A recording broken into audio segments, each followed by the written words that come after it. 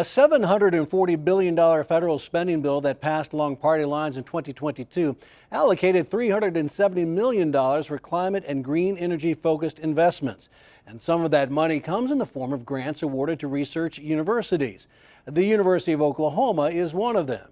Steve Shaw reports on some interesting new innovations in geothermal and solar energy.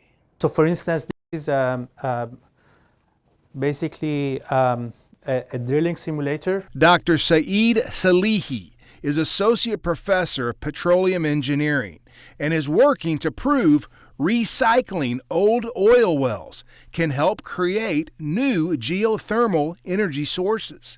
He says geothermal happens underground, under high pressure and higher temperatures. We drill through the rocks, and then we collect the data. Collecting geothermal energy occurs tens of thousands of feet beneath the ground. And it's convenient, Salehi says, because it's available 24 hours a day, 365 days a year.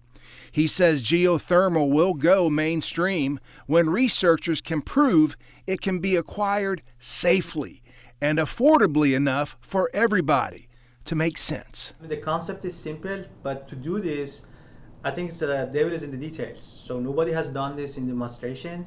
So it's a lot of things that you have to think about, in terms of, how do you make it optimized, how to make it safe. Basically, OU is training the next generation of petroleum engineers, and they're using the same skills to develop geothermal energy. Salehi works at OU's Mewbourne College of Earth and Energy next to the Norman Airport. Right now, he says they're collaborating with the Tuttle School District on a groundbreaking project. It will be the first geothermal energy undertaking that will utilize a handful of nearby old oil wells to create geothermal energy, which will power the high school and other Tuttle schools. What things can you power with geothermal energy? With geothermal energy, you can power anything. No limits, how much energy you can get. You can power anything small from, charging an electric vehicle to, powering, factories, schools. What about cars? Salehi says eventually, geothermal will power charging stations that are quickly dotting the Sooner State and the U.S. In 10 years, will we be powering cars and automobiles at charging stations with geothermal energy within 10 years? To answer that question, I have to say, yeah, I love to see that. And, that's a dream I'm having that, we're gonna be there. He says geothermal entrepreneurs are coming up with bold new ideas.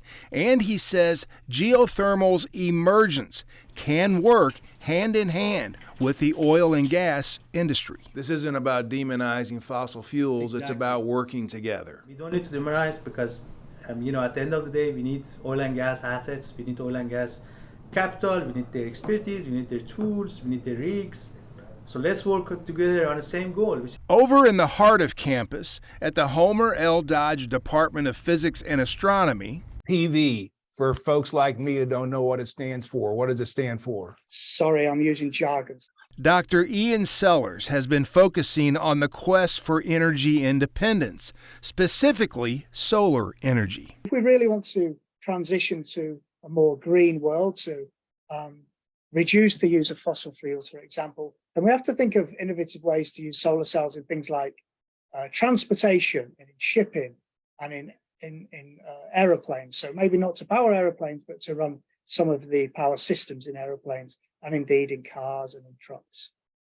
Dr. Sellers, is that even a possibility in the next 10 years? I think it maybe is a bit of a stretch to imagine that we're going to have solar powered planes that fly people across the Atlantic, for example. But there are definitely reasons to believe that, for example, we could replace refrigeration systems in long-haul trucking with solar-powered systems. So I read somewhere that by the year 2035, all new American automobiles will be on an energy source other than gas. Do you think that's really doable?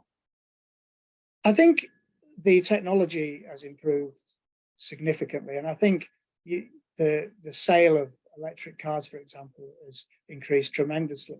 The question really then becomes one of technology and the quality of batteries, and whether we can implement solar with batteries on these cars to give them the kind of range and power that people enjoy. Seller says Oklahoma has more solar resources than practically every other state in the U.S., partially because of open spaces and the fact the sun shines here in Barry Switzer territory a lot.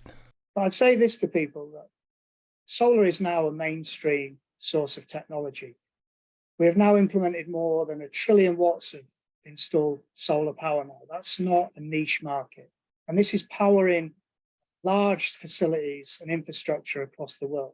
Ironically, he says solar energy is now driving down the costs for air conditioning. In the end, this is an energy state, and like all states in the United States, we need to start considering how to use energy in a better way to manage both our energy needs and the global climate, frankly. And I think it's nothing to be scared of. I think it's going to come, and I think in the end, most people agree that it's a good thing. Steve Shaw, the Oklahoma News Report.